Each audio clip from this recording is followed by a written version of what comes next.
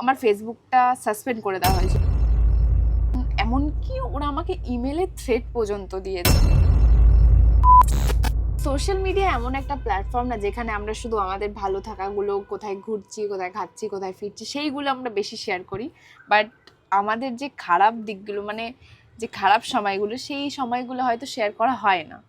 তো আমি এখনো পর্যন্ত সেরকমভাবে কিছু শেয়ার করিনি, বাট আমার মনে হলো আজকে যে না, এটা হয়তো তোমাদের সাথে শেয়ার করাটা খুবই জরুরি। তোমরা হয়তো অনেকেই খেয়াল করেছিলে যে আমার ফেসবুকটা মাঝখানে খুলছিল না, মানে আমার ফেসবুকটা যারা সার্চ করছিল তারা দেখতে পাচ্ছিল না। আর ফেসবুকটা মানে আমার ভিডিও যারা শেয়ার করে রেখেছিল তাদের কাছেও শো করছিল না। তো আমার ফেসবুকটা সাসপেন্ড করে দেওয়া হয়েছিল ফেসবুক থেকেই। তো তারপরে মানে পরপর বলি, সুবিধা হবে বুঝতে। তো প্রথম আমার ফেসবুকে কয়েকজন খারাপ মানুষ আমার ফেসবুকে কপিরাইট স্ট্রাইক দেয়, ফেক কপিরাইট স্ট্রাইক আমার নিজের ভিডিওতে। তো সেই ভিডিওটা তো ফেসবুক থেকে রিমুভই করে দেয়। তো সেটার জন্য আমার ফেসবুকে যে মনিটাইজিং টুলসগুলো ছিল সেগুলো সাসপেন্ড করে দেয়। মানে তখন না আমার রিচটা খুব ভালো যাচ্ছিল, মানে মানে যখন থেকে না আমি ভাবি যে না, লাইফে এবার একটুখানি ভালোভাবে থাকবো, একটু কাজগুলোর দিকে মন দেবো, তখনই কিছু না কিছু একটা হয়ে যায়, মাথা খারাপ হয়ে যায়। তো তারপরে এটা যখন আস্তে আস্তে রিকভার করলাম, তারপরে কি হলো, তারপরে গিয়ে ঠিক তার 1 মাসের মাথায় গিয়ে আবার পড়লো, মানে আবার আমার ফেসবুকটা সাসপেন্ড হয়ে গেল।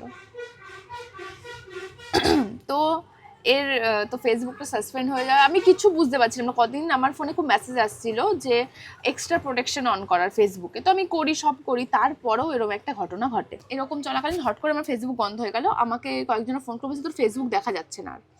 ফেসবুক আমি খুলে দেখি অন্য কারো ফোন থেকে সত্যি আর দেখা যাচ্ছে না। তার মানে ফেসবুকটা, মানে ওই সময়টা, মানে ওই সময়টা যে কিভাবে কেটেছে সেটা শুধু আমি জানি।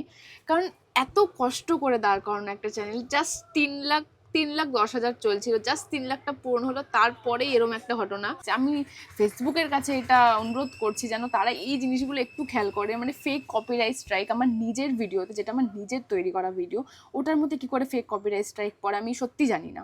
এমনকি ওরা আমাকে ইমেলে থ্রেট পর্যন্ত দিয়েছে যে আমার ইনস্টাগ্রাম উড়িয়ে দেবে, আমার ইউটিউব উড়িয়ে দেবে। বাট সেই সময়টা খারাপ চলছিল খুব। তারপরে আমি পৃথ্বীশকে মেসেজ করি যে দেখ এরম এরম ব্যাপার, তো আমি কি করবো এখন। তো ও কারো থেকে আমাকে একজনের নাম্বার জোগাড় করে দেয়, আমাকে বললো তুই মেসেজ করে কথা বল। তো আমি মেসেজ করি, তো উনি আমাকে রিপ্লাই করেনি। তো এবার আমি তাও মেসেজ করেছি, এবার মানে রিপ্লাই করছে না। তো আমি ভাবছি যে তার বাদ দে, আর হবে না মনে হয়। তো আমি ভেবেই নিয়েছি যে আমার ফেসবুকটা আমি আর ফেরত পাবো না, মানে পুরো ধরেই নিয়েছি, আমি নতুন ফেসবুকও খুলে ফেলি। তো এর মধ্যেই আমাদের একটা প্রমোশন চলছিল আমার আর আমার পৃথ্বীশের।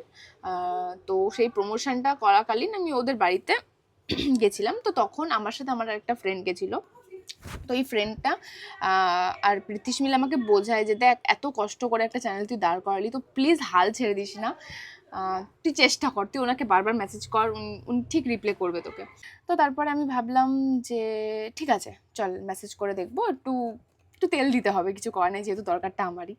তো তারপরে আমি ওনাকে গিয়ে আবার মেসেজ ব্যাক করি। তো তারপরে উনি আমাকে রিপ্লাই করে। আমি ওনার সাথে কথা বলে কী প্রবলেম। উনি প্রথম 2 দিন আমাকে অত পাত্তা দেয়নি, ঠিক আছে। আমি জানি না উনি ভিডিওটা দেখছে কি না। তো তারপরে আসলে আমি পরে বুঝতে পেরেছি উনি কেন রিপ্লাই করতে পারেনি, কারণ উনি খুব বিজি থাকতো কাজের জন্য। আর আমি ভাবতাম যে হয়তো ইগনোর করছে, বাট না, ওরকম কিছু না, উনি কাজের জন্যই ব্যস্ত থাকতো।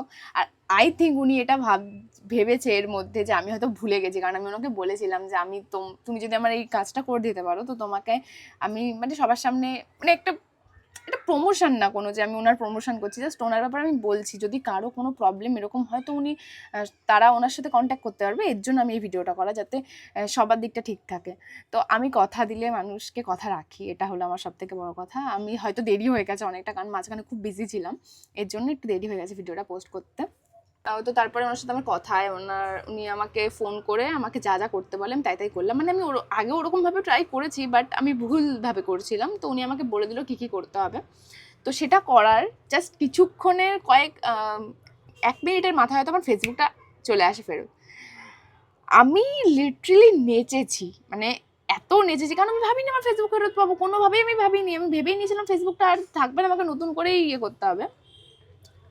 তো আজকে এই ভিডিওটা করে জাস্ট আমি ওনাকে একটা থ্যাংক ইউ বলতে চাই। আমি থ্যাংক ইউ আমার ফেসবুকটা ফেরত এনে দেওয়ার জন্য, যেটা আমি কখনো ভাবিনি আমি ফেরত পাবো। আবার নতুন করে খাটতে হতো। কিন্তু আমি একটা জিনিস শিখেছি, মানুষ আমার প্রোফাইল চুরি করে নিতে পারবে, কিন্তু আমাদের বিদ্যা কেউ চুরি করতে পারবে না। এটা হলো সব থেকে বড় কথা। আমি নাম্বারটা দিয়ে দেবো, কোনো চাপ নেই। ওদের কোনো একটা সাইটও আছে হয়তো, আমি ইনস্টাগ্রামে আমি সেটাও দিয়ে দেবো, তোমাদের যেটা সুবিধা হবে তোমরা করো। আর তোমাদেরও যদি এরকম কোনো সমস্যা হয়ে থাকো কন্ট্যাক্ট করতে পারো, ট্রাস্টেড, ফুল ট্রাস্টেড। আমি প্রথমে বিশ্বাস করতে পারছিলাম না, আমার কিছু কিছু ইস্যু ছিল বিশ্বাস করার। তো আমি ভেবেছিলাম যে হয়তো আমি বিশ্বাস করে হয়তো ঠকে যাব, আমি ভেবেছিলাম, যেটা আমার মনে আছে আমি সেটাই বলছি। কিন্তু না, এটা হয়নি। আমি আমার ফেসবুক ফেরত পেয়েছি। মানে সেই দিনগুলো যখন আমি মনে করছি না, মানে সেই দিনগুলো কিভাবে কেটেছে বলার মতো না। আমি একদম সিম্প্যাথির জন্য এখানে কিচ্ছু করতে আসিনি, জাস্ট আমি তোমাদেরকে বলতেছি যদি তোমাদের এরকম কিছু হয়ে থাকে তো তোমরা কন্ট্যাক্ট করতে পারো। তোমরা ভালো, ঠিক আছে, হয়ে গেছে যেটুকু বলার। তো থ্যাংক ইউ তোমাকে আমার এতটা সাহায্য করার জন্য। আর আমি কথা দিলে কথা রাখতে পারি, ব্যাস এটাই বলবো। টাটা।